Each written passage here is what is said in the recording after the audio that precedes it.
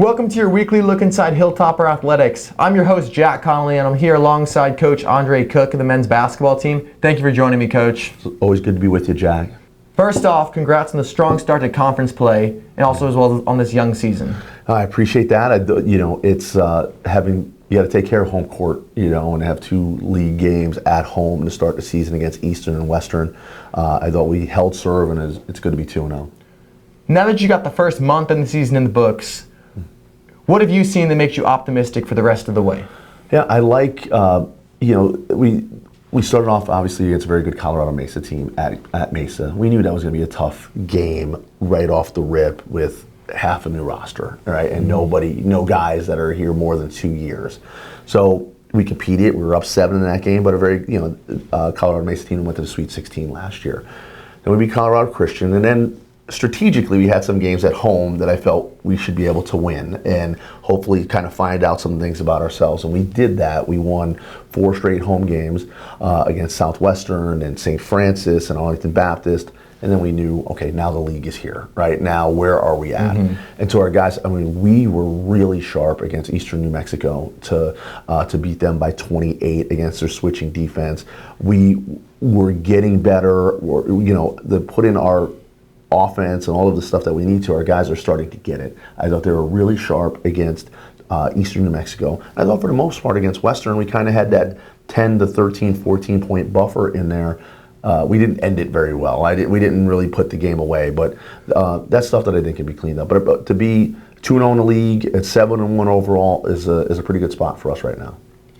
That game, it felt like you guys were in control the entire game, but you didn't really put them away when you had that chance. Yeah, And what's sad if I had the scouting report out here, because when you getting ready for Western New Mexico, you watch multiple films ahead of time, and then the Thursday night game will come out Friday. So they played Mary's on Thursday night, so I didn't get to watch it until after we had practice on Friday.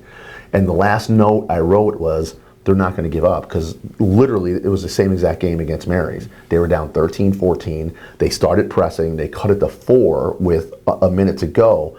So that was the last note I had on my Mary's notes to give to the team Saturday morning at shoot-around, is they're not going to give up. Apparently they didn't believe me. So we were, we turned the ball over 3 times late. But we got to clean it up, and we have to get better, and we will. And the guys knew that I wasn't thrilled with how we finished. On the other hand, has there been anything that you've seen that makes you think, yep, I'm definitely going to want to go over this in practice? That, our press breaker late.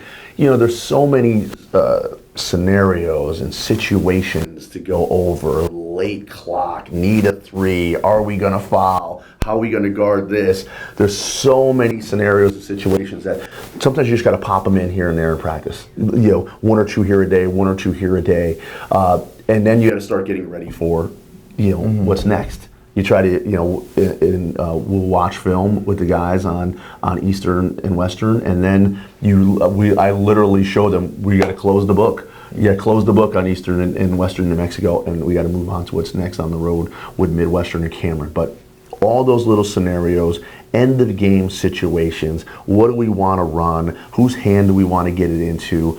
And sometimes there's so many to work on. Well, one popped up against Western that we weren't good at. They'll have to fix.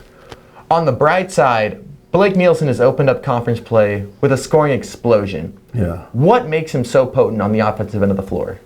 He's unbelievably smart, and I've coached a lot of smart guys, some that are attorneys and doctors and playing professionally.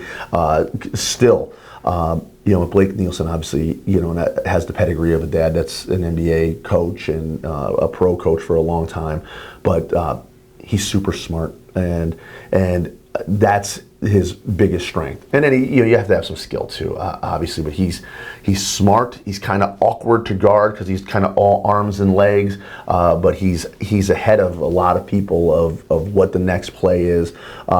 So that, and he's still 19. He's the captain. That shows you what the guys think of him, that he's a 19-year-old, and we have guys that are 21 and 22 on our team that they voted him the captain. That shows his leadership abilities, his ability to know scouting reports and what we're trying to do on offense and defense. And because he's so smart, he knows where he can find his openings. And he was terrific this whole weekend. I don't have the stats in front of me, but it was somewhere 36, 37 points, 14, 15 rebounds, 9, 10 assists on the weekend. It was fantastic.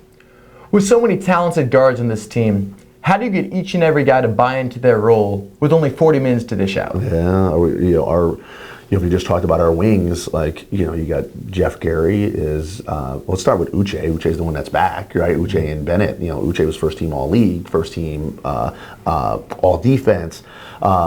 He's obviously a tremendous talent for us. Bennett Moan started last year, averaged about 9, 10 points a game. And then Jeff Gary averaged double digits in the SoCon at Mercer, right? So these guys are really talented. And that breeding of competition is good. They got to stay on top of their game. Those guys are going to, when you're a player, you want to feel that pressure of someone on your back, and that makes you work harder. And I think we have 80 minutes, and those three obviously will probably get almost all of them, and I'm happy to have them because they're all a little bit different. They're all at least 6'4". They all could score in different ways, and I'm happy that I got all three of those guys because we do. You saw, Uche started the game. I'm not sure he played the last 10 minutes against Western, but we have Bennett, and there's foul trouble and guys injured. So really good players, and I'm happy we have them.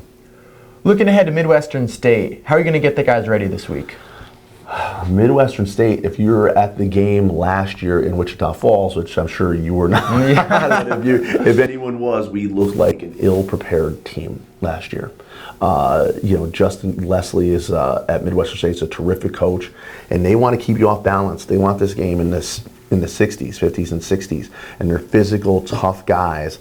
So if we just go there and we just want to be a jump shooting team, they're going to press some, they're going to play man-to-man, they're going to play regular zone, they're going to play matchup zone, so they're going to try to keep us off balance.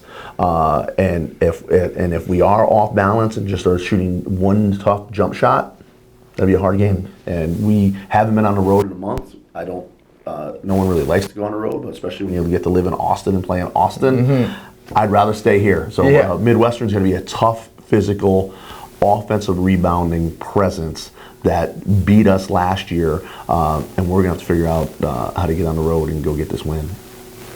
Whether you're out on the recruiting trail watching high school games or watching other college and pro games, is there ever any times where you find yourself thinking, I wonder how that would look when we draw it up? Oh, yeah, all the time. I love it. My guys hear this all the time. I played college basketball. I'm 5'10". I don't have any athletic ability. I don't have a left hand, but somehow I had to figure out how to try to have some success with all those factors in. And part of it is I had to have nuance and angles and understand change of pace and speed and reading screens, and all that has been ingrained in me since I've been young because I love the sport and how could I have success. So in building an offense and building how I see the game, there's a lot of it too. So we all steal. We all steal, and and now with international basketball, like the spacing, the 4-out 1 in, the 5-out, the actions, the pace, I love it. And then you try to say, all right, how can I manipulate that? That looked really good. How do I manipulate that into what we do with our talent and our skill set? I think that's always in with kind of how we run our offense. So whether you're watching an NBA game, a college game, I'm on some great sites that I'm members of, whether it's Zooms with fellow coaches. We're all trying to figure out how to get an advantage, because especially when you get in the league, all these games typically are going to go down the last 4 minutes. So how can you have something hidden in your back pocket, something that you have that can help you get an advantage so you can get out of there with the win? Coach, I appreciate your time. Good luck this weekend. Awesome. Good to see you, Jack. Thank you. Thank you, Coach. Don't miss your Hilltoppers in action this weekend. The men's and women's team travel to play Midwestern State on Saturday, December 10th. The women will tip off at 4 p.m. and the men are scheduled to tip off at 6 p.m.